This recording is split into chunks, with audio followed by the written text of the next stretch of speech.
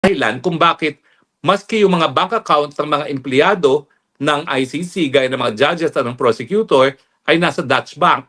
Yung Dutch Bank naman, basta meron siyang kahit anong transaksyones sa Amerika, kinakailangan sumunod dun sa freeze order.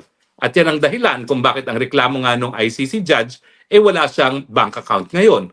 Kasi miski European ang bank niyan, obviously, nagtatransact sa Amerika. Kasi sino ba naman hindi nakikipagtransaksyon sa Amerika ngayon, no, kung ikaw ay bangko. At dahil ayaw nila na maisarado ang kanilang operasyon sa Amerika, sinusunod na nila ngayon ang freeze order, ang sanctions laban sa ICC. Ganito dyan, at least matitigil ang paglilitis at sa aking tingin, yan ay sapat na dahilan para nga mapalaya si Tatay Digo. Magandang araw sa inyong lahat. Kamusta po?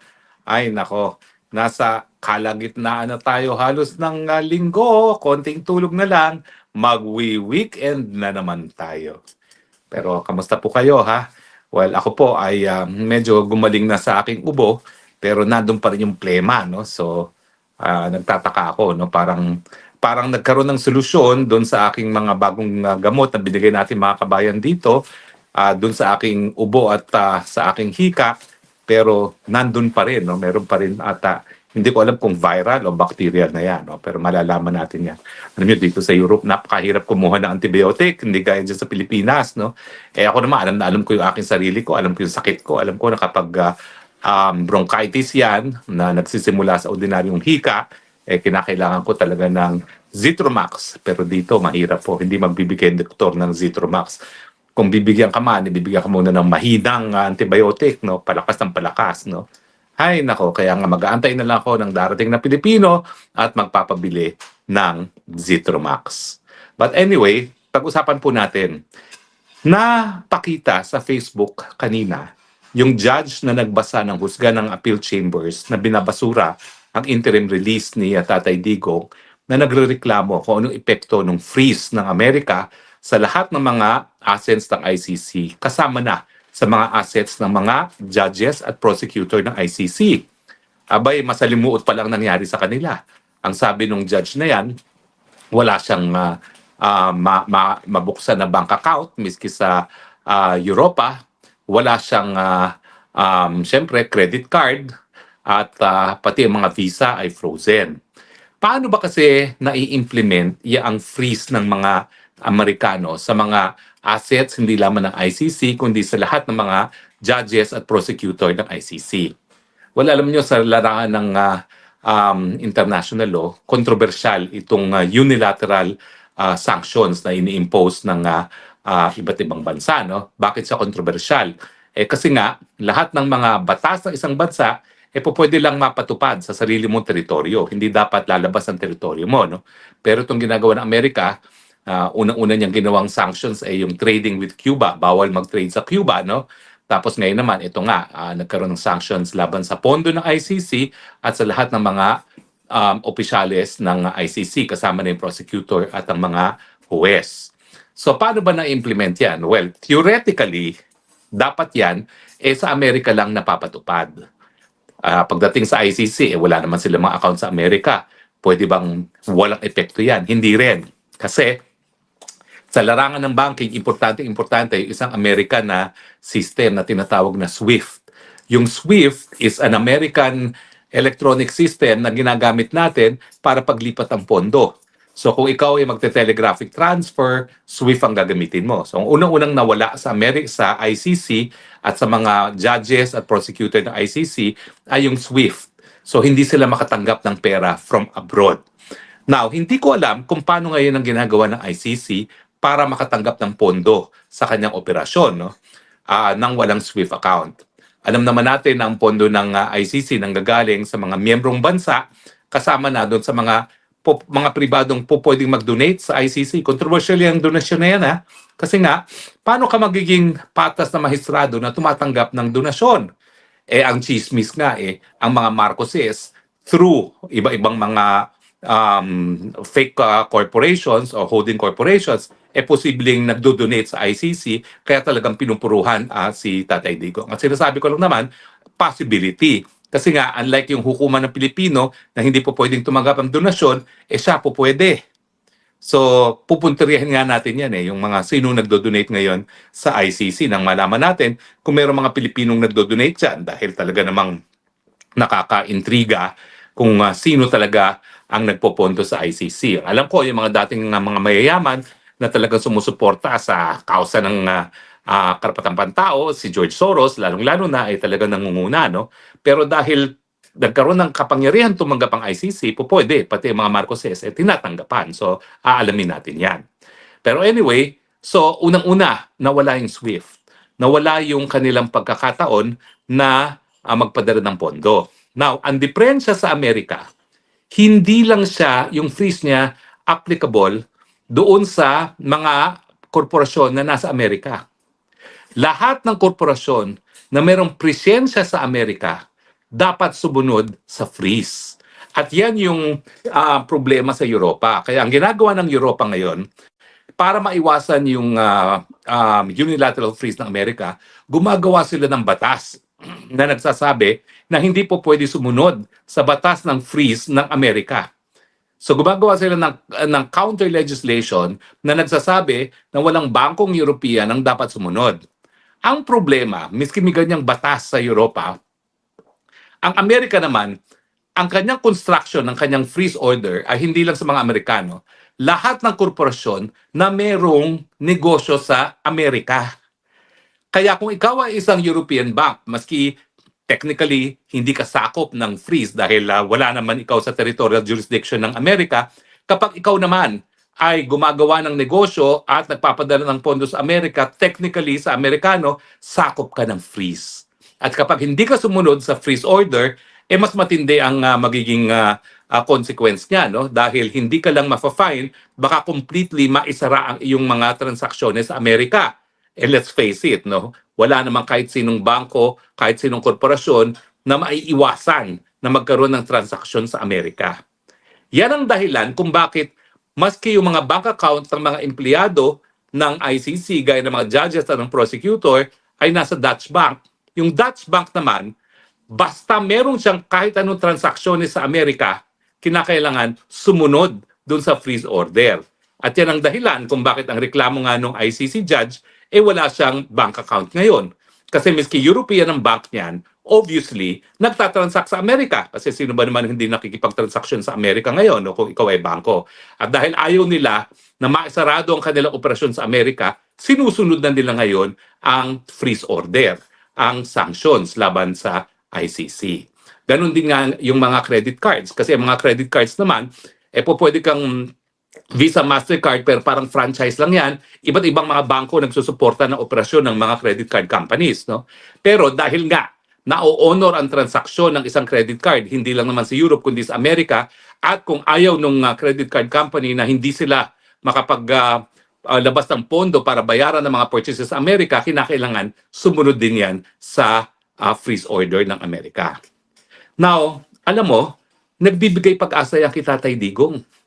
Dahil sa tindi ng sanctions ng Amerika ngayon sa ICC, I think it is a matter of time na talagang makikripol ang operation ng ICC.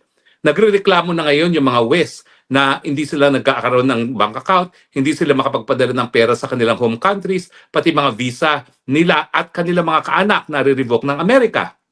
Now, imagine yourself, ikaw isang foreign judge, nagtatrabaho ka sa Amerika sa ICC, pero ang pamilya mo nandoon sa iyong home country, hindi ka makapagpadala ng pera, paano gagawin mo?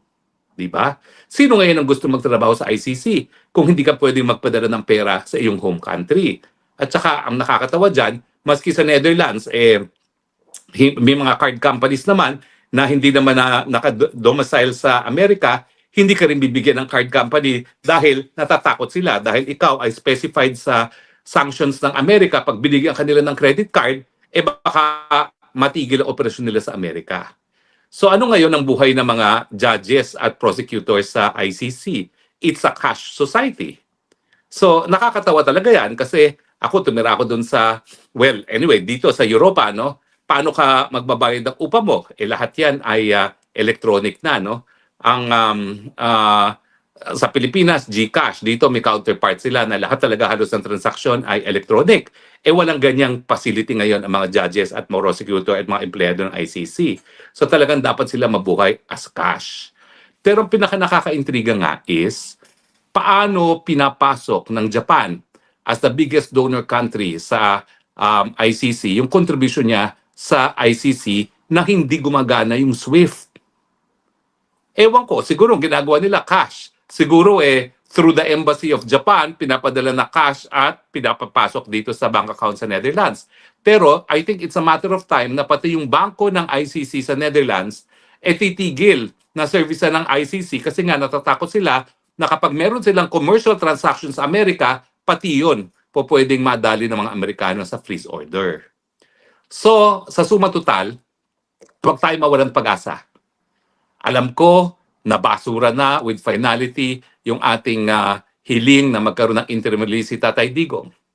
Nabasura na ng trial chamber yung ating question sa jurisdiction ng hukuman, didesisyonan pa yan ng appeals chamber. At ang sabi ko nga sa inyo, minsan i-discuss ko yan dahil maganda naman yung sinumite ng kung sino man ang nagsulat nung appeals ni Tatay pagdating sa jurisdiction.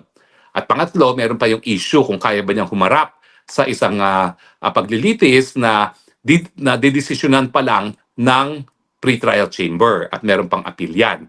So meron pa tayong at least 2 pagkakataon para mapalaya si Tatay Digong. Yun nga yung sa appeal sa jurisdiction na kapag tayo ay nanaig dyan, ay uwi ng Pilipinas si Tatay Digong at saka yung unfit to stand trial na may possibility na mapalaya at mapauwi rin sa Pilipinas si Tatay Digong.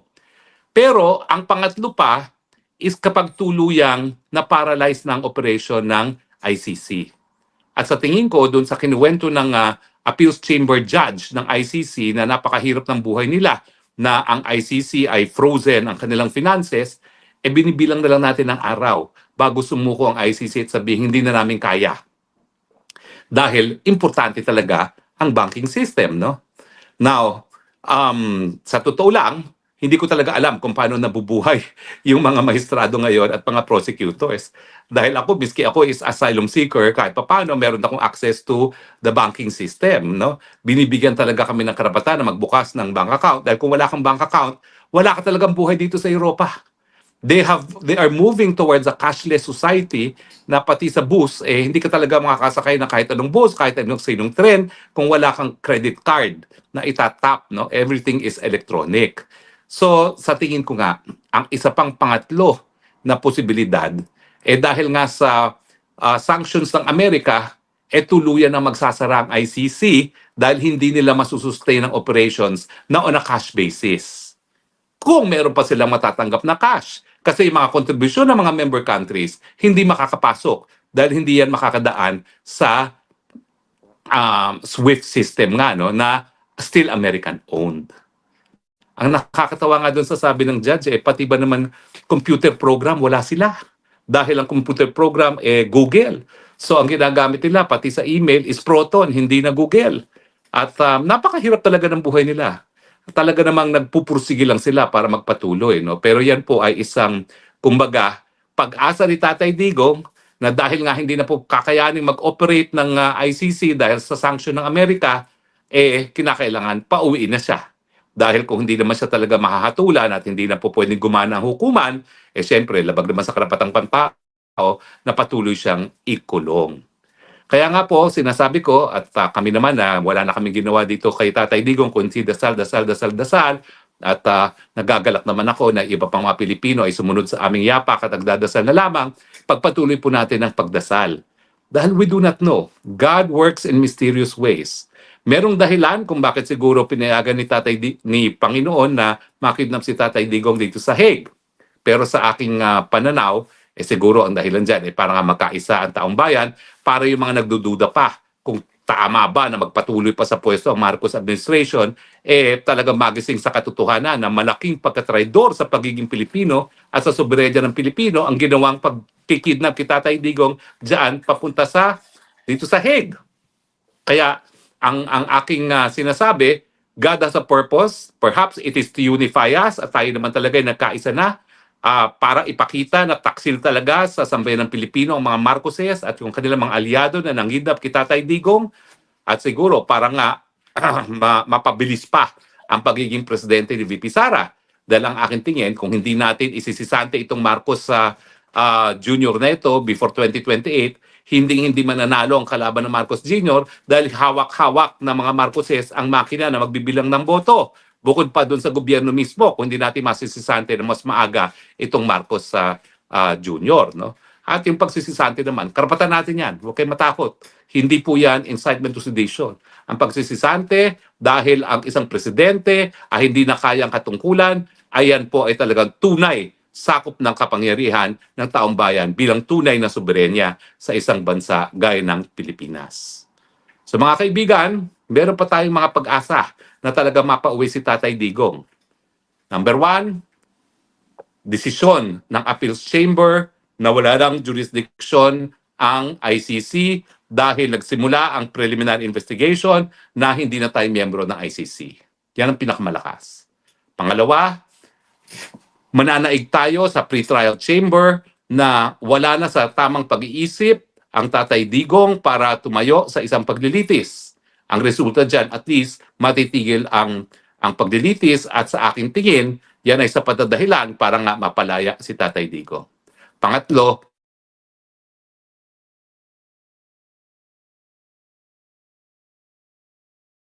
hindi na nila kaya mag-operate dahil ang kanilang mga finances ay frozen na dahil sa freeze ng Amerika. So, God works in mysterious ways. So, tayo mawalan pag-asa, patuloy lang tayo sa ating pagdadasal. Maraming salamat po sa inyong patuloy pagtangkilik. Ang daming nanood sa atin. Umabot ng 5,000 ang ating live. No?